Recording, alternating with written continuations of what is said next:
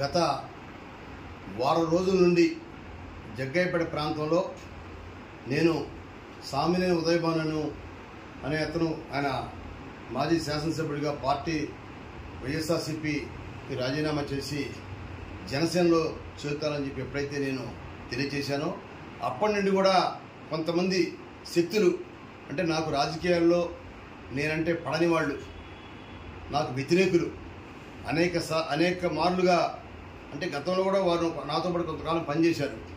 సరే, వారికి నాకున్న రాజకీయ విభేదాల వల్ల తెలుగుదేశంలో చేరి ఇతర పార్టీలో చేరి నా మీద సోషల్ మీడియాలో అవాస్తవాలను మాట్లాడుతున్నారు.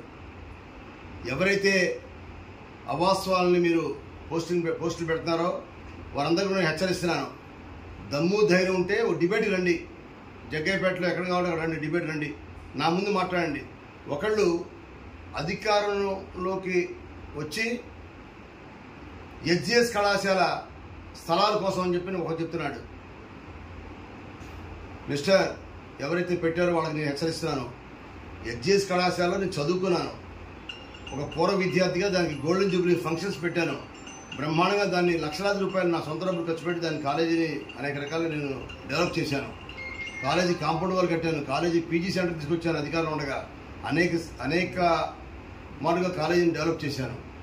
ఇవాళ కాలేజీ స్థలాల కోసం పార్టీ మారానంటున్నావు. నీకు ఒకటే తెలియజేస్తున్నాను మిస్టర్, నిజంగా నేను అధికారం గతంలో ఉన్నాను, అంతకుముందు ఉన్నాను. 3 సార్లు శాసనసభ్యుడిగా చేసినప్పుడు 10 సంవత్సరాలు అధికారంలో ఉన్నాను. నేను 10 సార్లు అధికారంలో ఉండగా నేను మళ్ళీ తిరిగి ఇవాళ జనసేనలో పార్టీలో రాగానే ఆ కాలేజీ స్థలాల కోసం పార్టీ మారానంటావు. నువ్వు ఎంతవరకు సబబో నువ్వు అన్నమాట ఒక్కసారి నువ్వు పునరాలోచించుకో, నువ్వు ఆత్మపరిశీలన చేసుకో. అలానే మరొకడు ఇష్టం వచ్చినట్టుగా మాట్లాడుతున్నాడు. అధికారం అంతా ఉదయభాను షేర్ చేసుకుంటున్నారు. మా అధికార పార్టీలోకి ఆయన వచ్చారు అని కొంతమందికి, నేనంటే రాజకీయంగా విభేదం ఉన్న వారికి గుండెల్లో రైళ్లు పరిగెత్తుతూ ఉన్నాయి. భయవేస్తా ఉంది వారికి. బాబు, అటువంటి భయపడక్కర్లా. మీ గుండెల్లో రైళ్లు పరిగెత్తచ్చొద్దు. మనం ఎవరి కోసం చేసినా, మీరు చేసినా, మేము చేసినా ప్రజా శ్రేయస్సు కోసమే, పరిపాలన సౌలభ్యం కోసమే, మన ప్రాంత అభివృద్ధి కోసమే తప్ప ఇక్కడ ఎవరు కూడా రాజకీయాల్లో పార్టీలు మారుతూ ఉంటాం. మేము కూడా గతంలో 11 సంవత్సరాలు వైఎస్ఆర్సీపీలో పనిచేశాను. ఆ పార్టీ పద్ధతులు నచ్చలేదు. జనసేన నాయకత్వంలో పవన్ కళ్యాణ్ గారి నాయకత్వంలో పనిచేద్దాం అనుకుంటాం. పవన్ కళ్యాణ్ గారి నాయకత్వంలో పనిచేయాలని చెప్పి పార్టీ మారాం. దాని మూలంగా అనేక రకాలుగా పొలవలుగా పోస్టు పెట్టడం కొంతమంది చేత ఇవాళ ఆ విధంగా పోస్టు పెట్టడం మాకు వచ్చు. అయితే సభ్యత సంస్కారం మాకు ఉంది కాబట్టి వారికి హెచ్చరిస్తున్నాను. ఈ రోజు నుంచి ఇవాళ డేటు 22వ తారీఖు సెప్టెంబర్ మాసం. 22వ తారీఖు సెప్టెంబర్ మాసం తర్వాత ఎవరైనా పోస్టులు పెట్టి నా మీద అసభ్యంగా చేస్తూ ఉంటే మాత్రం చట్టపరంగా వారిని చర్య. అధికారం మారారు మీరు. ఇవాళ మీరు మారింది ఆదాయం కోసం, రైతు బజార్ల కోసం అని మాట్లాడతాడు ఒకడు. ధైర్యం ఉంటే రా, నా ముందు వచ్చి మాట్లాడు, లేదా ఎక్కడన్నా బయటకు వచ్చి మాట్లాడు. పిచ్చిగా ఇంకోసారి మాట్లాడితే మాత్రం బాగుండదని హెచ్చరిస్తున్నాను. అనవసరంగా ఒక వ్యక్తి మీద మరొకరు ఎవరో ప్రోత్సహిస్తే వాళ్ళ మెప్పు కోసమో, లేకపోతే మీ యొక్క మెహర్బానీ కోసం నా మీద మీరు పోస్టులు పెడతా ఉన్నారు. ఇంకొకసారి మీకు వార్నింగ్ ఇస్తున్నాను. దమ్ముంటే, ధైర్యం ఉంటే రా, కాగితం మీద రాసి చూపించు, లేదా ఆరోపణ చేయి. జిల్లా కలెక్టర్గా ఆరోపణ చేయి, అధికారులకు ఆరోపణ చేయి, ప్రభుత్వానికి లెటర్ రాయి, ఒక పిటిషన్ పెట్టుకో.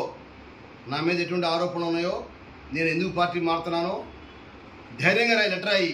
అనవసరంగా చేతిలో సెల్ ఫోన్ ఉందని పోస్టులు పెడతా ఉంటే మాత్రం చూస్తూ ఊరుకొని జాగ్రత్తగా ఉండు.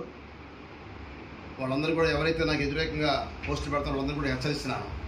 మరొక మారు ఈ రోజు నుండి మరొక మారు నా మీద నుంచి పోస్టులు మీరు అలా అసభ్యకరంగా పెడతా మాత్రం మా వాళ్ళు చూస్తూ ఊరుకోరని చెప్పి వారికి నేను తెలియజేస్తున్నాను. ఒక మీడియాలో నేను జనసేన పార్టీలో మారింది వాసుదేవరెడ్డి నాకు బంధువు అయితే వాసుదేవరెడ్డిని రక్షించడం కోసం పార్టీ మారానని చెప్పి ఒక ఛానల్లో చెప్తారు. అసలు వాసుదేవరెడ్డి అనే అతను ప్రభుత్వ ఉద్యోగి. అతను తప్పు చేస్తే విచారణ చేసుకుంటారు ప్రభుత్వం. దానికి అధికారులు ఉన్నారు, దానికి ఒక శాఖ ఉంది. సిఐడికి అప్పగించారు ఆ కేసు. సిఐడి అధికారులు తన పని తను చేసుకుపోతారు. చట్టం తన పని తను చేసుకుంటూ ఉంటుంది. దానికి నాకు సంబంధం ఏంటి? ఒక బంధువులు ఉద్యోగస్తులు ఉంటారు, రాజకీయ నాయకులు ఉంటారు, ఇతర వృత్తుల్లో ఉంటారు బంధువులు. వారెవరో తప్పు చేస్తే నాకు సంబంధం ఏంటి?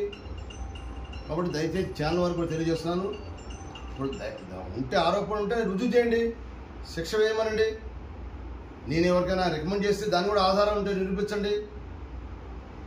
దయచేసి వారికి కూడా తెలియజేస్తుంది. ఆ వార్తను నేను ఖండిస్తున్నాను.